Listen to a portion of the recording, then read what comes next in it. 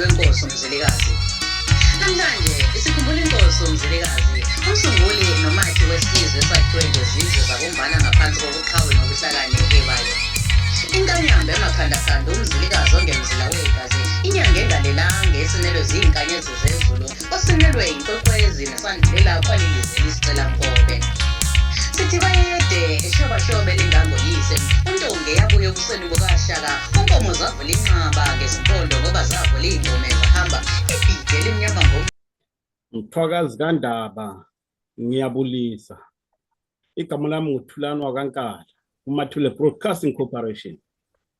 Namhlanje sihamba ngonyawo oludala. Hawu siyabe sisina lapha ekhaya. Ngoba ngililethele izinsizwa. Lizozibonela nani, zivunulwe zaphelela ngempela. Bahle ngempela. Angibingelele bakwethu. Injani impilo? Hayi siyabingelela ekhaya, sibingelela kakhulu nathi siphilile. Hayi kuhle kakhulu. Sibingelela amahlabezulu kumakhumbi onke amane omhlaba. Namhlanje kuyinyanga kaNkwenkwezi, kuyilanga langesonto. Hawu siyabonga kakhulu. Sesazikhohlwa nezinyanga thina abanye. Mawuthi uNkwenkwezi asisazi. Mina vele inyanga engeke ngikhohlwe ngulwezi. Kodwa ezinye ngiyazikhohlwa. Siyabonga. Okay, asibonge kakhulu ukuthi lisivakashelana emsakazweni ukuthi sizoxoxa ngosuku lwenu olukhulu kakhulu oluzayo. Anduba sikhulume ngalo lolu suku lolu, ngithanda ukuthi sendlalele kancane.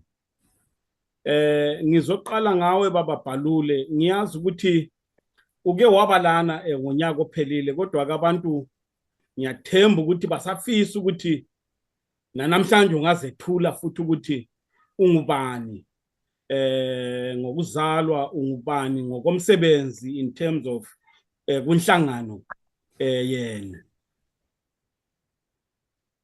Ngiyabonga ithuba engilinikezwayo. Ngizazethula kumahlabezulu. Igama nguSipho Senkosi Bhalule, ozalwa intombi yakoSibanda. OSibanda uDawuduna, isibanda esaswela amabala sabika enkosini. Ngizalwa lijaha lapho Bhalule ofesha ompilini uManotha ngezimhlophe.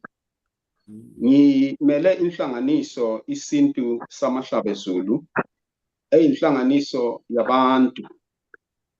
Inhlanganiso yabantu iyenzelwe abantu, iyenziwa ngabantu. Ngibuya eMangwe ngaphansi kwenduna uNdiweni kaWasi. Kunhlanganiso yethu leyi isintu samahlabezulu, ngingomunye wabasunguli, ngibuye njalo ngibe ngusihlalo, umgcinisihlalo wenhlanganiso.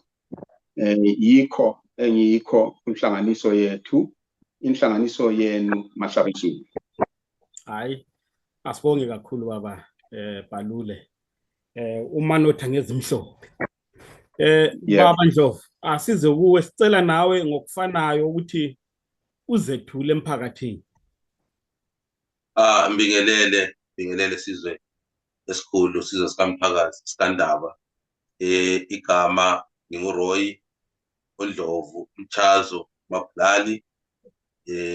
Ngibuya eKhezi. Ngizalwa nguMancube Machibale uMakhawukane. Ngingaphansi kukaMlisa uMabhena, induna yethu unyanga zonke. Ngiyabingelela, ngisebenza ngaphansi kwesintu samahlabezulu. Ngingunobhala jikelele.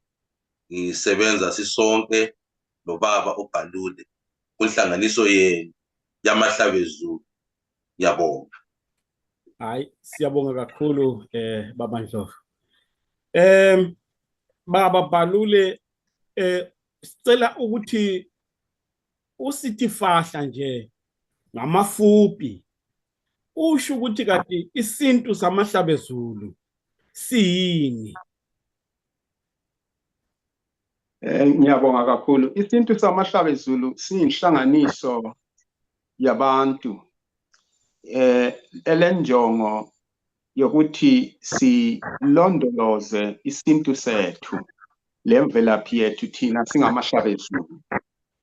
Lokhu kubuya ngendlela yokuthi sinanzelele ukuthi amasiko akithi, lemkhuba yakithi, lo limi lwethu esilukhulumayo thina, ulimi lwesiNdebele, ubuya uhlehla sokusifa. Ngakho ke sasihlala phansi liqoqo lamadoda sathi hachi lokho asikulungise nini, sahlala phansi singaphansi kwembizo yamahlabezulu eyiyo ehola isintu samahlabezulu. Ngamafitshane imbizo yamahlabezulu yiyo okwansuku zonke ehola isintu samahlabezulu. Sasihlala phansi sasesithi hachi kumele sikulungise lokho ngoba silabantwana abanengi asebezalelwe emazweni abayazi imvelaphi yabo, ulimi lwabo khokho babo, ulimi lwabo mama babo, ulimi lwabo gogo babo abalwazi, abalukhulumi, amasiko abo abawazi, abalakho ukuziqhenya ngamasiko abo. Asibanikezanga lelo thuba thina kuyithi abantu abadala esikhona kathesi esikuleli ilizwe.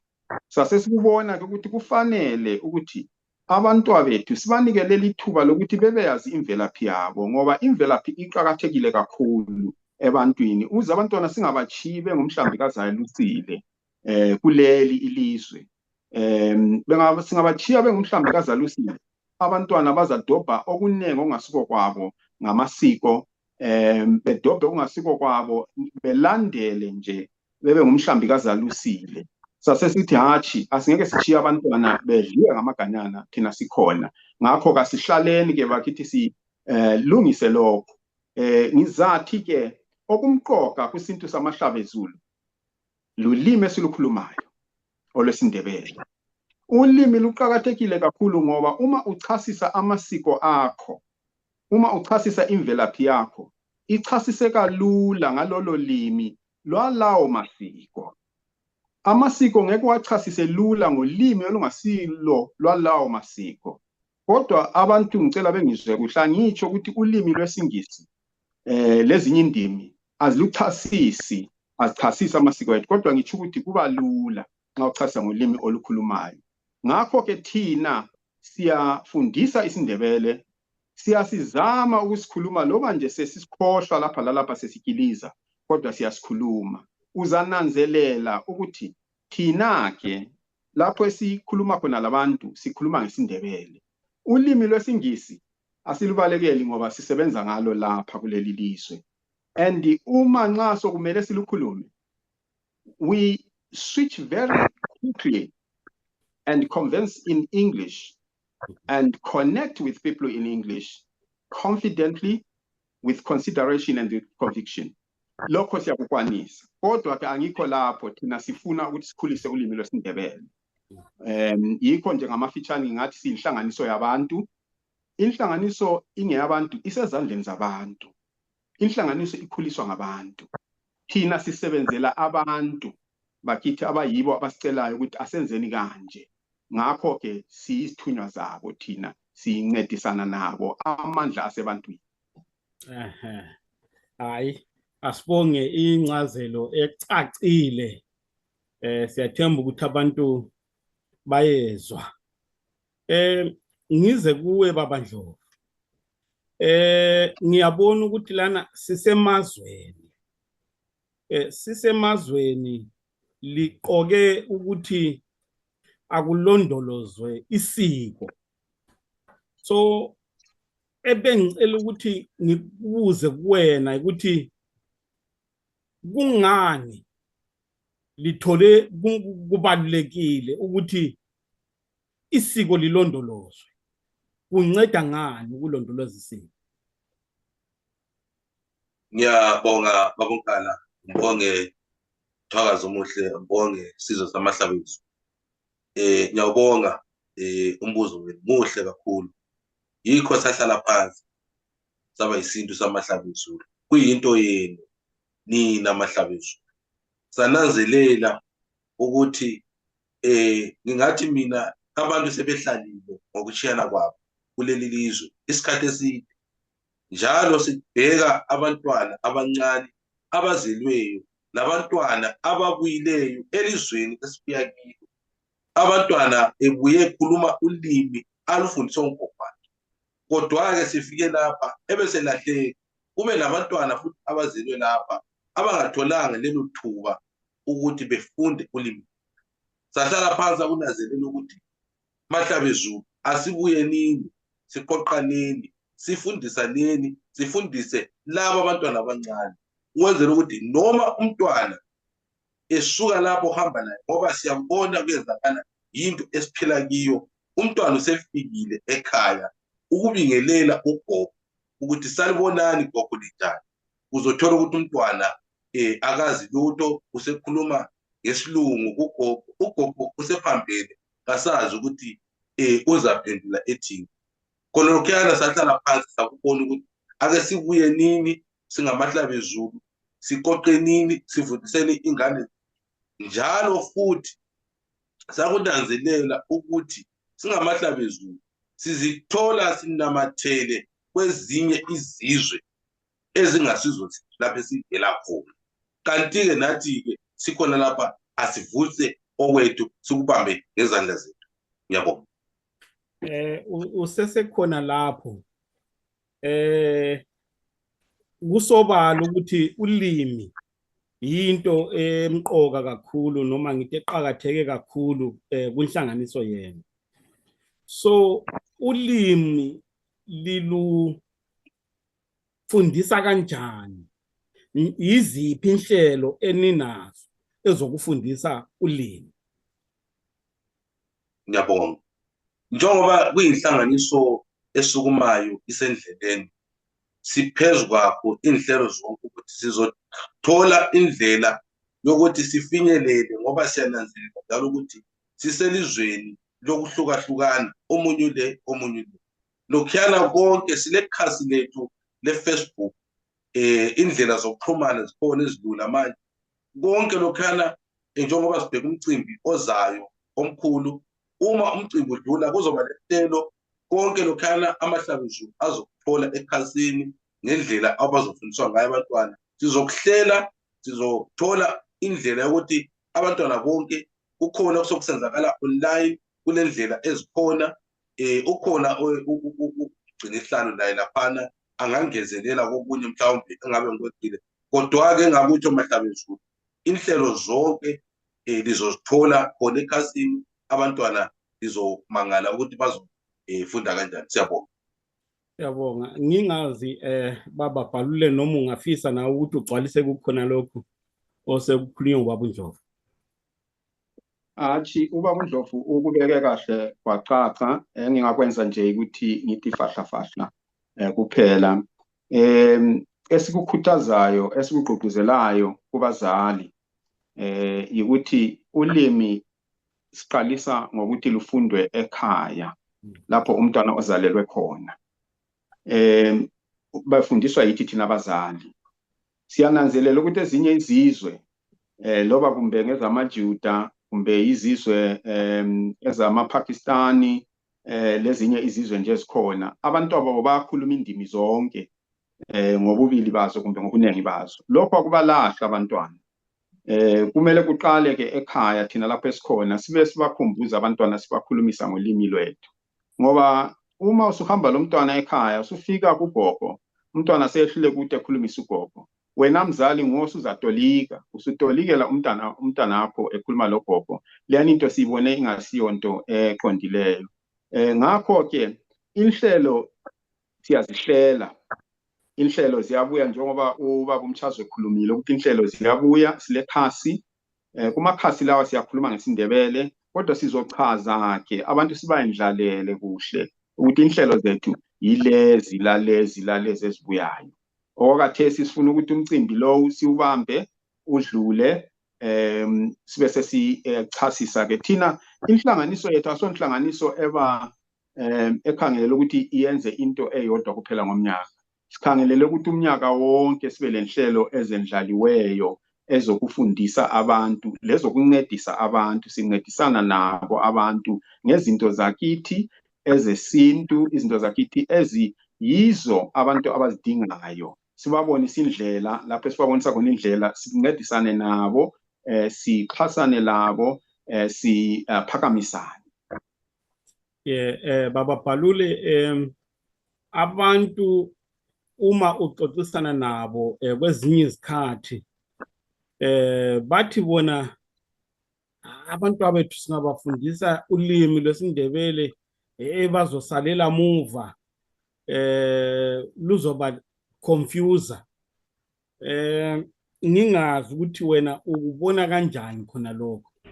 Kokunye futhi uyezwa abantu bethi hayi isiko lichaza ukuthi umuntu kaphucukanga, akekho civilized. Liuthatha likubeke kanjani ucabanga kwena around that concept yesiko? Likubeka kanjani abantu, lingabachazela kanjani ukuze bezizwe nabo bofisa ukuthi babe ingxenye yokuvuselelwa nokugcinwa kwesiko? Isiko uzalelwa kilo. Isiko asiyonto ohamba usiyayidinga, ngoba isiko lisegazini lakho. Ukuba ngumuntu wesintu kusegazini lakho asiyonto ongayigeza, into evele ikhona egazini lakho, iyagijima phakathi kwemithambo yakho njalo uphefumula yona. Akufanani lokukholwa kwenkonzo ukuthi ngingakhetha ukuthi namhlanje ngibe yileyi, ngiye kule inkonzo, namhlanje ngiye kule inkonzo. Kodwa ukuthi uzelwe ungowako Mazilankatha, uzelwe ungowako Sibanda, uzelwe ulabo khokho bakho abavela kogodlwayo, akutshintshi, kuzahlala kunjalo, angeke kutshintshe. Njalo ngesintu sethu siyazi ukuthi abantu baphila ngendlela ezehlukeneyo kodwa belesiko elifanayo. Abantwana ukuthi befunde ulimi lwethu asiyonto ebabisele emuva, yinto ebancedisayo kakhulu ukuthi bebezazi ukuthi bangobani.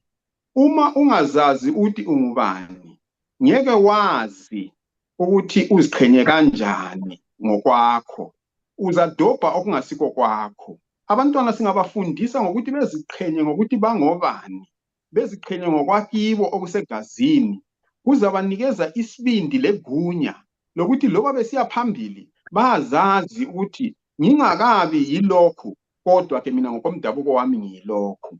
Akuba phambanisi ngitsho abantwana, akucishi ukukhalipha komntwana engqondweni ukuthi ngoba ufundiswe isiNdebele, ufundiswe ulimi lukamama wakhe, akucishi. Kanti kungani eminye imihlobo abanjengama-India, ama-Indians, sikhangele lama-Japanese, sikhangele labanye eminye imihlobo, amaJuda, abantu ababo yibo futhi abayenza kuhle esikolo ukudlula eminye imihlobo lama-Chinese, kodwa bakhuluma ulimi lwabomama babo emakhaya. Kanti thina kungani kusehlula? Abantu bakithi asinanzeleleni le into leyo. Isintu akusilokholo, isintu yimvelaphi yakho, isintu nguwe, isintu uzalelwe kiso, isintu sigijima egazini lakho, asiyo ndaba yokholo. Yikho thina kuMahlabezulu bonke abantu abakhonapha abahola isintu samahlabezulu babuya bevelela kunkolo eziningi abavelela kizo, kodwa babuya ngaphansi kwesihlahla esikhulu esesintu, ngoba yiso esiyimpande yethu thina singabantu abamnyama. Hayi, uyayichaza impela. Ngingazi ukuthi ungena bandla.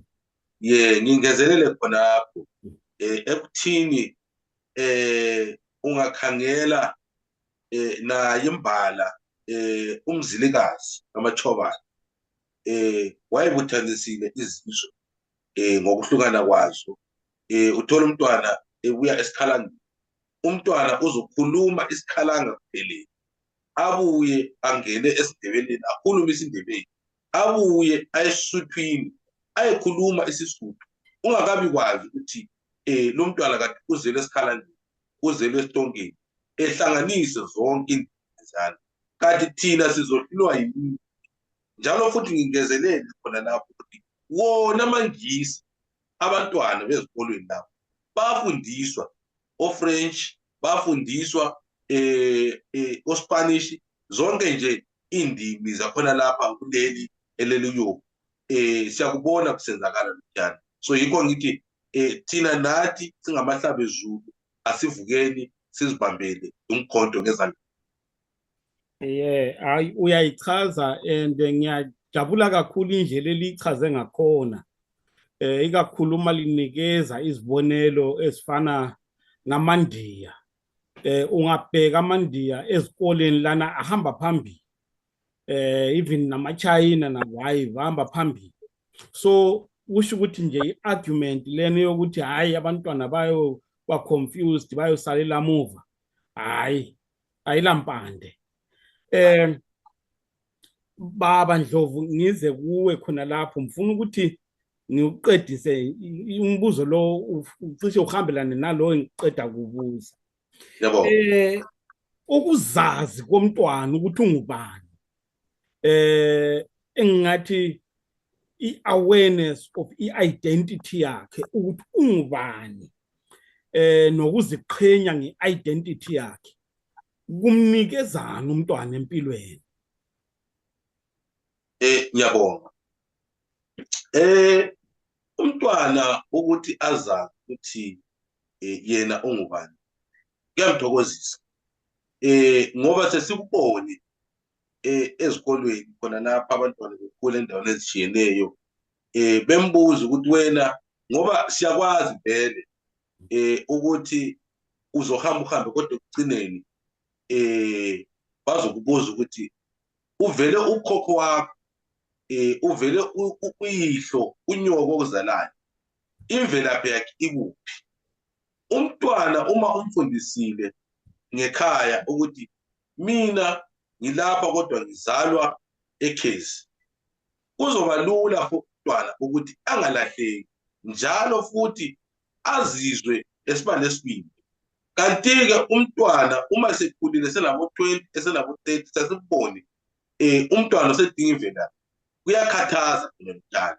Kanti-ke umntwana asibafundisenini abantwana bethu bebancane, bafundisenini abantwana bethu ukuthi umgigo ugigwa njani kanjalo kanjalo. Kuzobanikeza i-identity ukuthi noma nathi sesingasekho lokhu asizenzeli thina, senzela abantwana laba asebezweni. Ngoba babankala ungakhangela iminyaka esesihlalile kuleli lizwe, abantwana abazelwe lapha sebelabo 19 sebelabo 20 23 ngabantwana sebekhulile sabangabo baba lapha. So singekela thina ukuthi sisukume sibafundise khonoko okuncane, sizosala sikuphi siyisizwe samahlabezulu.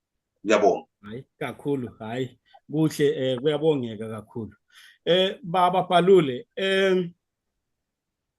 ngicela ukuthi usichazele ngomcimbi lo eluhlongozayo noma ngithi lona eluhlelile ukuthi uzobe ukuphi, uzobe unini, njalo injongo yawo uyini. Mahlabezulu, umcimbi uzabe umhla ka 28 June. Ngawo nalo umnyaka ngesindebele sabasithi ziyaba zingamachumi amabili lasishiyagalombili kunyanga kaNhlangula. eManchester, uyabe useManchester umcimbi, eSt Mary's Presbytery, Elbow Street, i-postcode ithi M19 3PY. Uyabe uqala ngehola lesithathu emini 3 PM, sisiya ugoqa umcimbi ngehola lechumi lanye ngo-11 ebusuku. Injongo yalo umcimbi ukuthi sithi gwaqa singamahlabezulu. Njengomcimbi wokuqala sisungula uhlelo lolu olwesintu samahlabezulu. Amahlabezulu abe ezoziqhenya ngesintu sawo. Kuyaba kule midlalo eminingi eyenziwa ngamaqembu amaningi achiyeneyo. azabe buya ezozigqaja ngomcimbi lowo, ezozigqaja ngesintu sawo, ezozigqaja ngokwethu okwakithi okwemvelo, begiya abantwana nabo bejabula beqolotsha. Kukuhle kakhulu, saba sile nduna yomdabuko, induna yesizwe, ngoba ubukhosi bakithi siyabuhlonipha. Induna yesizwe izabe ikhona uNhlanhla Yamangwe Ndiweni owentaba-zinduna, induna yentaba-zinduna uyabe ekhona, nabanye abahlonitshwa phakathi kwethu sibanxusile labo ukuthi bebe khona, ngoba kumele thina siphakamisane siyisizwe. Sadlula futhi sanxusa amanye amaqembu lawo ayingxenye yesizwe sakithi.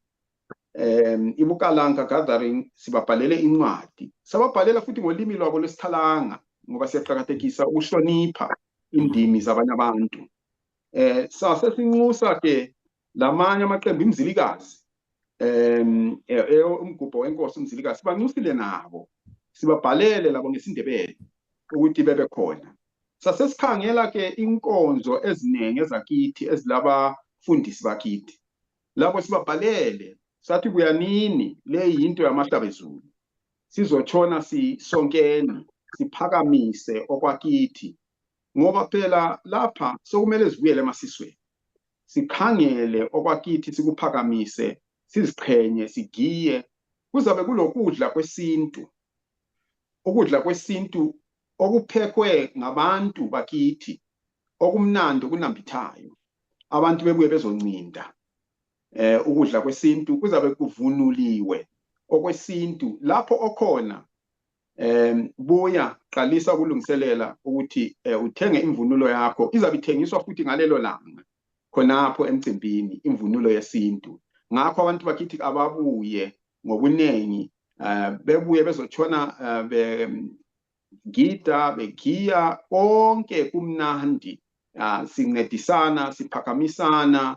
Labantu abadala abanye sesibatholile abantu abadala lapha asabe lenwele ezimhlophe, impunga, sibadingile lapho ababuye, ngoba le yinto yakibo, bazofundisa nabo abantwana.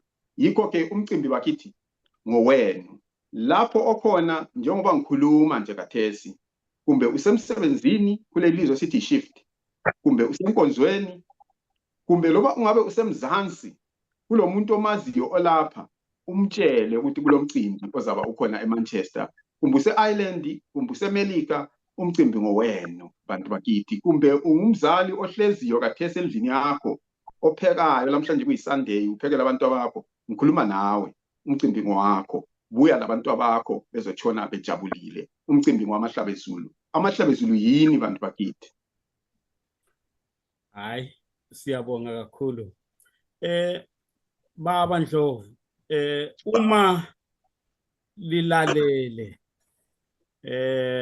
lizwa engathi isasasa lingakanani, ukuthi kambe abantu bazobuya ngobuningi babo noma kanjani? Ngiyabonga babonkala, ngize kuleyo ndawo njengoba lizonanzelela kumakhasi ethu akhona, kuposta yethu esesifaki lekhona manje, ngokusukuma kwabantu, ikheli akade ikhona sesitshintshile indawo, sathola indawo engathi ukubabanzi, ukwenzela ukuthi amahlabezulu uma esiza azithole indawo ele-security ngesilungu phecelezi, njalo kunendawo evuleyo ukuthi bezizwe bekhululekileyo endaweni yabo. So yikho ngakuthi hayi, indawo ikhona, abantu basukuma basifonela, bazithinta ngapha la ngapha, and kuyasijabulisa ukubona amahlabezulu besukumela into engeyabo, kuyasijabulisa kakhulu. Ngatsho ukuthi impumela hayi abantu bakithi basukuma, siyatsho futhi sigcizelela singabantu ukuthi sukumanini lizenzele, akula muntu ozokulethela ukudla uhleli phansi, wena zisukumele uzenzele ufide imuli yakho. Ngiyabonga. Hayi, siyabonga kakhulu Baba Ndlovu. Bemfisa ukuthi lolu hlelo lungabi lude kakhulu. So bengifisa ukuthi silugoqe khona manje, kodwa ke ithi ngibuye kubaba uBhalula before silugoqe.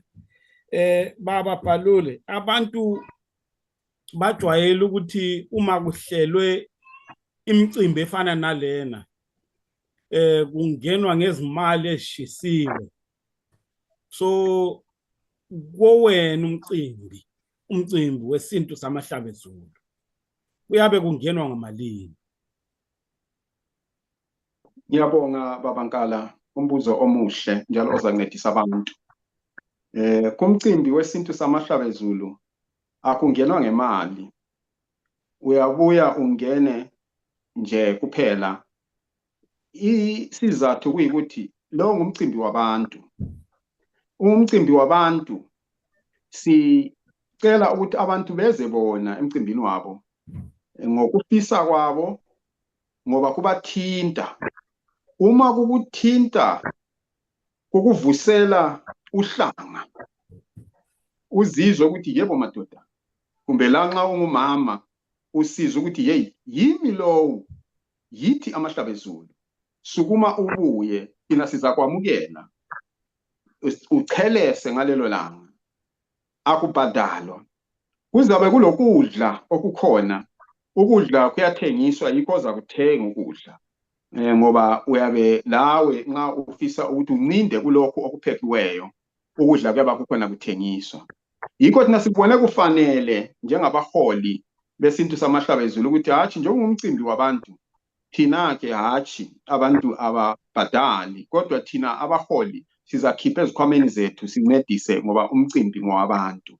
Yikho ke hatshi abantu ababhadali kulo mcimbi ngoba ngowabo umcimbi. Thina injongo eyindikimba yendaba yikuthi sincedise ukuthi sisungule, sihlalise, siqhelise, siphakamise okwakithi isintu, ngoba singabantu besintwini sinje. Sifisa ukuthi abantu abethu bathole ithuba lokuba baphakame bafunde okwakibo. Yikho okusitshisayo, yikho kusinika intshukutsho ukuthi sincedisane nabantu. Yikho buyanini bantu lizangena akubhadalo. Thina asilandanga ukuthi sizothola ukuthi siziphakamisa ngokwemali, hatshi sisiphakamisa ngokwesintu, ngokwamasiko.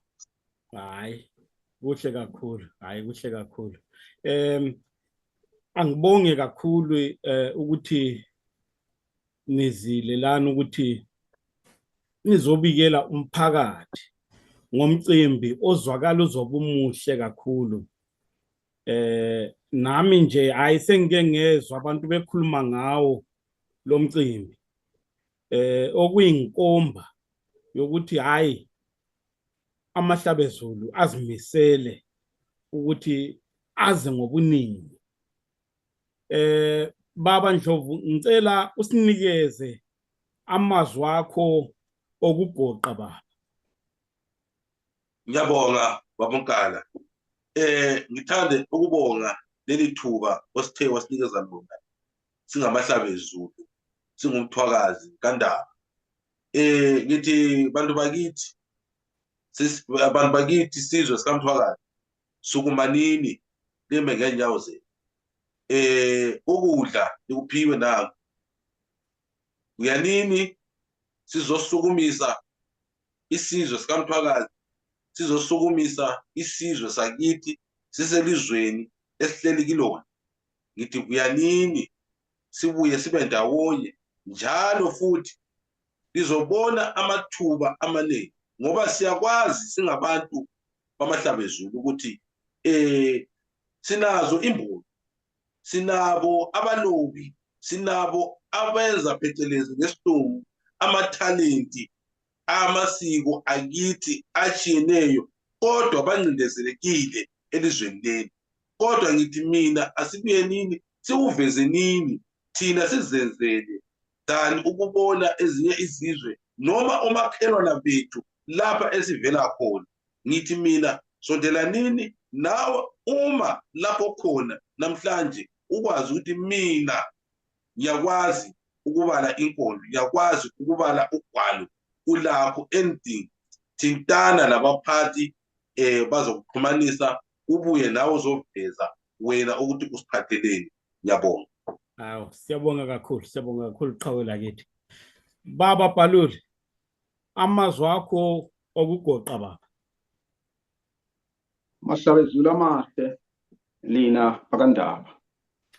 Ngibuya kini ngihamba lensizwa yakwamthazo, kodwa singamahlabezulu silabanye abaphathi.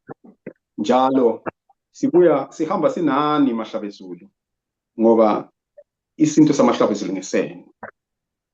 Siyalinxusa ke ukuthi libuye lizoba yingxenye yomcimbi ozaba khona eManchester.